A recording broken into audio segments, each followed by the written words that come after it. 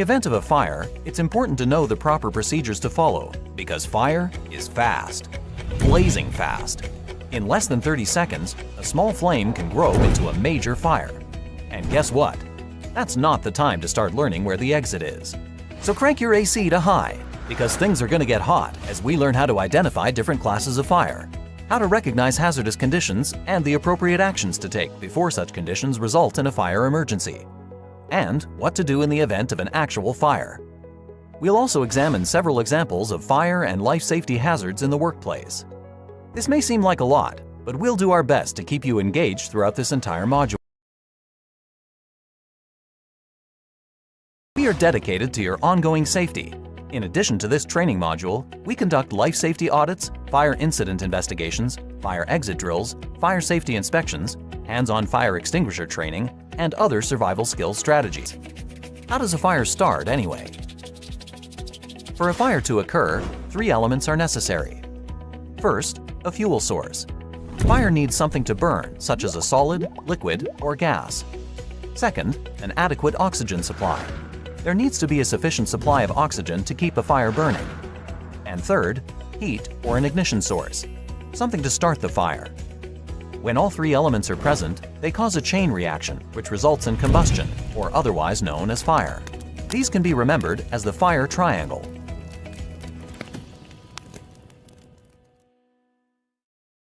Not all fires are the same. In fact, there are 5 classes of fire, and each requires a specific extinguisher. Before using an extinguisher, be sure to take note of the classification on the label. Using the wrong type of extinguisher can be life-threatening. Portable fire extinguishers are extremely handy, but they should only be used against fires at their initial stages. Once the fire starts to grow, it's best to evacuate the building. Extinguishers should never be viewed as substitutes, but rather as complements to automatic fire detection and suppression systems, such as fire alarm systems, smoke and heat detectors, and fire sprinklers. Okay, so let's check out each class of fire and which extinguisher to use. A Class A fire consists of ordinary combustibles.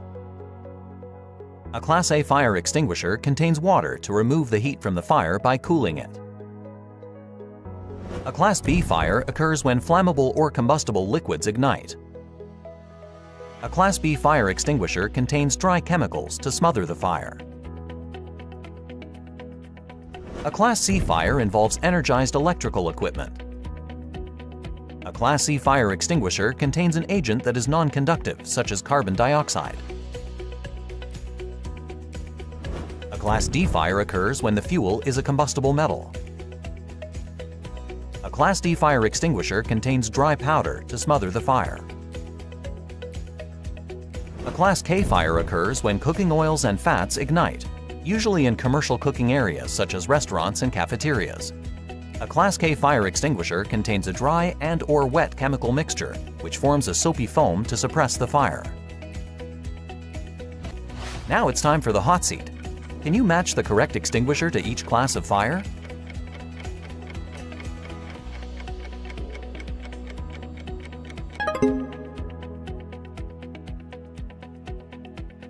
Can save lives every day by taking precautions in fire prevention. Let's look at each class of fire separately. To prevent a Class A fire, remove excess paper and debris from your workspace. Smoke only in designated areas outside of the building. And keep combustible materials in a covered metal container. To prevent a Class B fire, use materials in a well-ventilated area and keep them away from anything that may produce a spark. Properly store combustible or flammable liquids in sealed, spill-proof containers. Keep portable storage cans to less than 5 gallons. Outside storage should be at least 20 feet away from the building. Class C fire, check all electrical equipment for old or worn wiring and for broken or damaged fittings. Report faulty equipment immediately to your supervisor or appropriate department. Wall outlets should not be overloaded. There should be no more than one heat-producing appliance plugged into an outlet. When working with extension cords, remember that they are for temporary use and not a substitute for permanent wiring. Ensure that they are not frayed or broken. Never run under carpets or rugs. Hung on any fire protection equipment, such as fire hose cabinets, fire extinguishers, sprinkler heads and piping, smoke detectors, or fire alarm pull boxes, on or near exits, emergency or exit lights, or any other protective or operating feature provided. To prevent a Class D fire, always follow your department's safety policies if you work with metals such as magnesium, potassium, or sodium. To prevent a Class K fire, restaurants and cafeterias must ensure that their kitchen design and equipment adhere to the local building and fire codes. Also ensure that appropriate extinguishing agents are installed and staff members are fully trained in how to respond to a fire.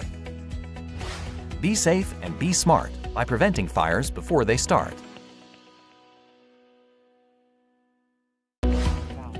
Don't let a fire catch you by surprise. Plan ahead. Thoroughly familiarize yourself with your work area, so if you are ever faced with a fire emergency, you know what to do and where to go. 1. Take note of exit locations and know at least 2 ways out. 2.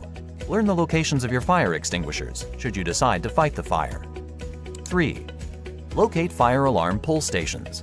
These are critical for alerting the other occupants in the building. And 4. Know your department's plan for where to meet following an evacuation. Do not re-enter the building until authorized to do so by emergency responders. Don't be caught unprepared. Know what to do in the event of a fire.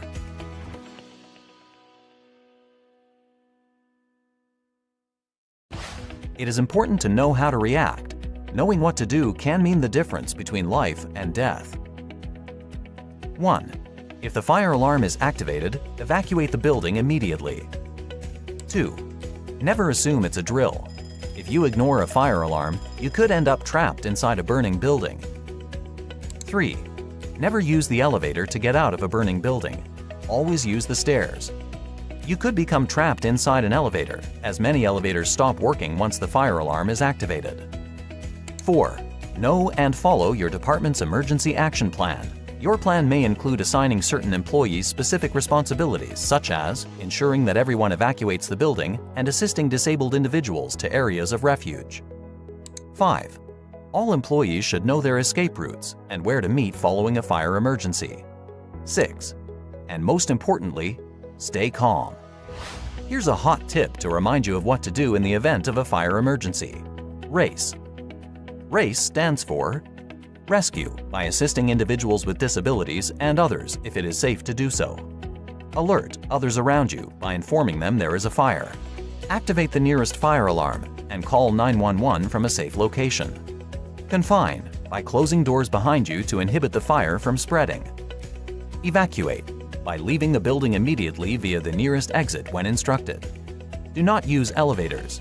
Do not re-enter the building until authorized by emergency responders. If you decide to use a fire extinguisher, remember, pass. Pull the safety pin from the handle. Aim at the base of the fire. Squeeze the trigger handle while holding the extinguisher upright. And sweep the extinguisher from side to side at the base of the fire. It is important to remember that fire extinguishers have a limited range and limited amount of extinguishing agent. They should not be used in any of the following situations. When you have not been properly trained, misuse can be harmful to the situation and yourself. Or when the fire spreads beyond its immediate area, it could block your escape route. To recap, RACE stands for Rescue, Alert, Confine, and Evacuate. And PASS stands for Pull, Aim, Squeeze, and Sweep. When exiting a building, you may find your exit door equipped with a delayed egress locking system. This locking system prevents an exit door from opening immediately when egress is attempted in a non-emergency situation. In the event of a fire emergency, however, the locking system will automatically release upon activation of the building fire alarm, automatic sprinkler system, or loss of power. Now let's take a look at some examples of fire and life safety hazards in the workplace. Damaged electrical switch. Damaged electrical cords and outlets. Excessive piles of paper. Manual pull station blocked by plant. Exit access blocked by equipment. Used fire extinguisher on floor. Keep an eye out in your workplace. These hazards are more common than you may think. Now let's consider a few scenarios. Scenario 1. What should you do if you are caught in smoke? Should you find yourself in this predicament, stay close to the floor and crawl to the nearest exit. Cleaner, cooler air will be near the floor. Scenario 2. What should you do if you get to a door that feels hot? If you come to a door that feels hot, do not open it. That door could be the only thing between you and the fire. Proceed to a secondary escape route. Scenario 3. What should you do if you are trapped in a room? If you find yourself trapped, keep the doors closed and seal any cracks or vents with wet cloth material to prevent smoke from entering the room. Call 911 and report that you are trapped. Be sure to give your street address, building name, and room number. If there is a window, signal to someone outside. Hang an object at the window, such as clothing or a towel, and shout to attract attention. Scenario 4. What should you do if you or your clothes catch on fire? Do not run. This gives the fire more oxygen to burn stronger.